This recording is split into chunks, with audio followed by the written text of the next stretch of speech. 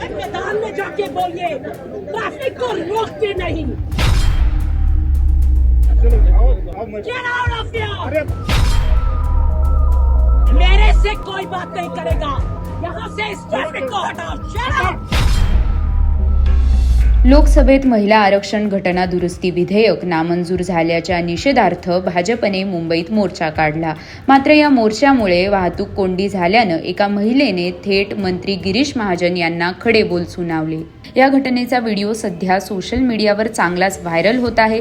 हा video viral झाल्यानंतर आता विरोधकांनी भाजपवर टीका केली आहे. भाजपच्या मोर्चामुळे वरळी आणि परिसरात वाहनांच्या लांबच लांब रांगा लागल्या. वाहतूक कोंडीत अडकल्यामुळे एका महिलेला राग अनावर झाला. तिने थेट मोर्चाच्या ठिकाणी जाऊन गोंधळ घातला आणि मंत्री गिरीश महाजन यांना जाब विचारला. या घटनेचा व्हिडिओ व्हायरल झाला आहे. अशातच या घटनेवरून विरोधकांनी भाजपवर टीका केली आहे. आमदार रोहित पवार यांनी एक्स या सोशल मीडिया प्लॅटफॉर्मवर एक पोस्ट शेअर करून भाजपवर टीका केली. त्यांनी पोस्टमध्ये लिहिलं, अनेक लोकांना आरोग्याच्या अडचणी असतात आणि अशा परिस्थितीत केवळ केंद्रातून आदेश आले म्हणून आणि हीच मास्टर्स व्हॉइसला खुश करण्याच्या प्रयत्नात एखादा पक्ष लोकांना 3-3 तास ट्रॅफिकमध्ये अडकवून ठेवत असेल तर त्याची जोरदार रिॲक्शन मिळणारच. अशाच एका संतप्त महिलेचा मुंबईतील व्हिडिओ बघायला मिळाला. आंदोलनाचं कारण सत्य असेल तर लोक समजून घेतात, पण खोट्यासाठी लोकांना वेठीस धरलं जात असेल तर लोक तोंडावर कशी फजिती करतात हेच या व्हिडिओतून दिसतं. आता त्रस्त व्यक्ती रागावल्याने काही वेळा शब्द चुकीचे जाऊ शकतात, पण म्हणून संबंधित लाडक्या बहिणीवर कारवाई न करता तिच्या भावना समजून घेऊन तिला त्रास देणाऱ्यांनीच आत्मपरीक्षण करण्याची गरज आहे.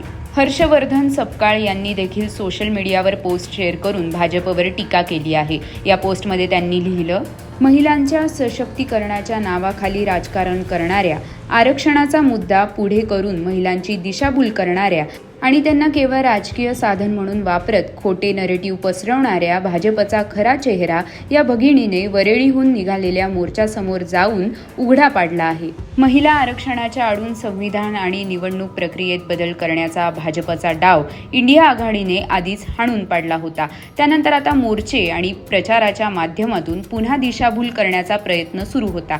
मात्र या धाडसी भगिनीने तोही डाव उधळून लावला आहे. आज फक्त मंत्री गिरीश महाजन यांना पळवून लावले आहे. येणाऱ्या काळात देशातील महिला अशाच प्रकारे भाजपला सत्तेतून हाकलवून लावल्याशिवाय राहणार नाहीत. संजय राऊत यांनी देखील भाजपच्या मोर्चावर टीका केली आहे. ते काय म्हणाले ते पाहूयात. भाजप मोर्चा याच्यावर बोललो मी आता. संताप व्यक्त जो झाला, खरं तो भाजप मोर्चात व्यक्त झाला, पण हा जो संताप आहे, हा जो जन आक्रोश आहे, तो सगळ्याच राजकीय पक्षांना इशारा आहे का? कारण अनेक राजकीय पक्ष रस्त्यावर उतरून आंदोलनं करतात, मोर्चे काढतात, ट्रॅफिक जॅम होतात. ते प्रातिनिधिक स्वरूप आहे का? मला तसं वाटत नाही.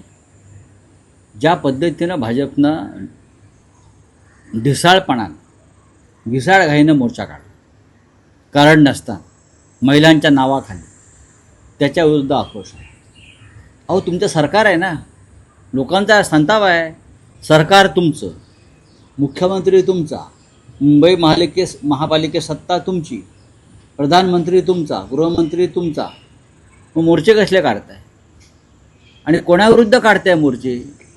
सत्ताधारी पक्षानं विरोधी पक्षाविरुद्ध काढलेला हा जगाच्या इतिहासातला पहिला मोर्चा आहे. सत्ताधारी पक्षानं, मजबूत अशा प्रचंड बहुमत असलेल्या सत्ताधारी पक्षानं विरोधी पक्षाविरुद्ध काढलेला जगाच्या इतिहासातला हा पहिला मोर्चा आहे आणि त्याबद्दल मोर्चा काढणाऱ्यांचा सत्कार केला पाहिजे जांभुरी मैदानावर.